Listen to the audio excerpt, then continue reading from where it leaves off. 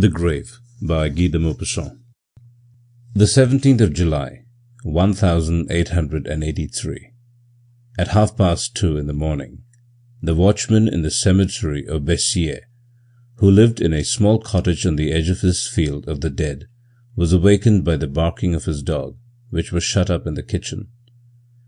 Going down quickly, he saw the animal sniffing at the crack of the door and barking furiously, as if some tramp had been sneaking about the house. The keeper, Vincent, therefore took his gun and went out. His dog, preceding him, at once ran in the direction of the avenue General Bonnet, stopping short at the monument of Madame Tomoiseau.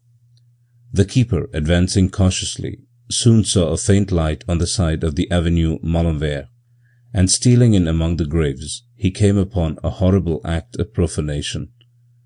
A man had dug up the coffin of a young woman who had been buried the evening before, and was dragging the corpse out of it.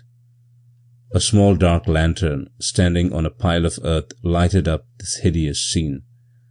Vincent sprang upon the wretch, threw him to the ground, bound his hands, and took him to the police station. It was a young, wealthy, and respected lawyer in town named Courbataille. He was brought into court.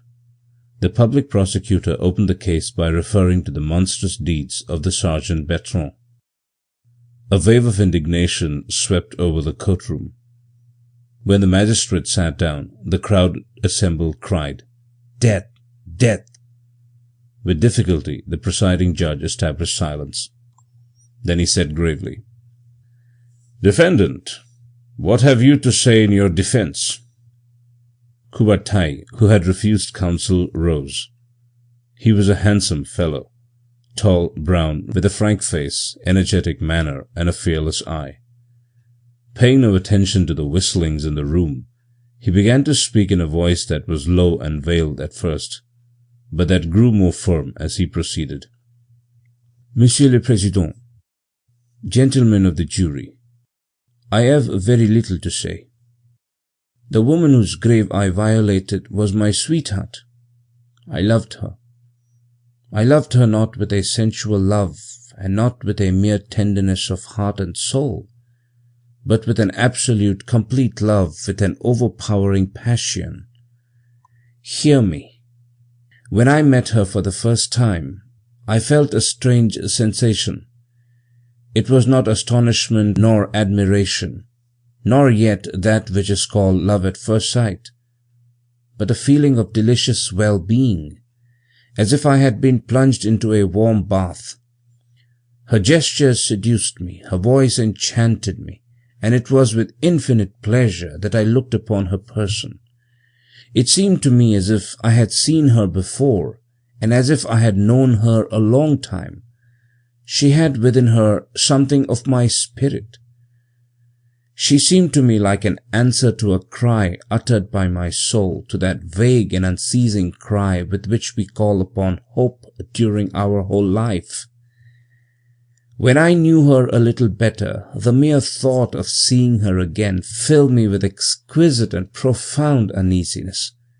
The touch of her hand in mine was more delightful to me than anything that I had imagined. Her smile filled me with a mad joy, with a desire to run, to dance, to fling myself upon the ground. So we became lovers. Yes, more than that, she was my very life. I looked for nothing further on earth and had no further desires. I longed for nothing further. One evening, when we had gone on a somewhat long walk by the river, we were overtaken by the rain, and she caught cold. It developed into pneumonia the next day, and a week later she was dead. During the hours of her suffering, astonishment and consternation prevented my understanding and reflecting upon it. But when she was dead, I was so overwhelmed by blank despair that I had no thoughts left. I wept. During all the horrible details of the interment, my keen and wild grief was like a madness, a kind of sensual, physical grief. Then when she was gone, when she was under the earth, my mind at once found itself again, and I passed through a series of moral suffering so terrible that even the love that she had vouchsafed to me was dear at that price. Then the fixed idea came to me. I shall not see her again. When one dwells on this thought for a whole day, one feels as if he were going mad. Just think of it. There is a woman whom you adore, a unique woman, for in the whole universe there is not a second one like her. This woman has given herself to you and has created with you the mysterious union that is called love. Her eye seems to you more vast than space, more charming than the world, that clear eye smiling with her tenderness. This woman loves you. When she speaks to you, her voice floods you with joy. And suddenly she disappears. Think of it.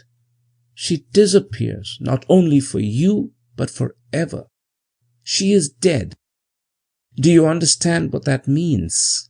Never, never, never, not anywhere will she exist any more. Never more will that eye look upon anything again. Never more will that voice, nor any voice like it, utter a word in the same way as she uttered it. Never more will a face be born that is like hers. Never, never. The molds of statues are kept, casts are kept by which one can make objects with the same outlines and forms. But that one body and that one face will never more be born again upon the earth. And yet millions and millions of creatures will be born, and more than that. And this one woman will not reappear among all the women of the future. Is it possible? It drives one mad to think of it. She lived for 20 years, not more. And she has disappeared forever, forever, forever. She thought, she smiled, she loved me. And now, nothing. The flies that die in the autumn are as much as we are in this world. And now, nothing. And I thought that her body, her fresh body, so warm, so sweet, so white, so lovely, would rot down there in that box under the earth. And her soul, her thought, her love, where is it? Not to see her again. The idea of this decomposing body that I might yet recognize haunted me. I wanted to look at it once more. I went out with a spade, a lantern, and a hammer. I jumped over the cemetery wall and I found the grave, which had not yet been closed entirely. I uncovered the coffin and took up a board. An abominable odor, the stench of putrefaction, greeted my nostrils. Oh, her bed perfumed with orris. Yet I opened the coffin, and holding my lighted lantern down into it, I saw her. Her face was blue, swollen, frightful. A black liquid had oozed out of her mouth. She! That was she!